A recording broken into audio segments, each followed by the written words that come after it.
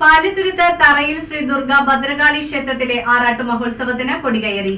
ഫെബ്രുവരി 9-ന് ആറാട്ടോടെ ഉത്സവം സമാപിക്കും.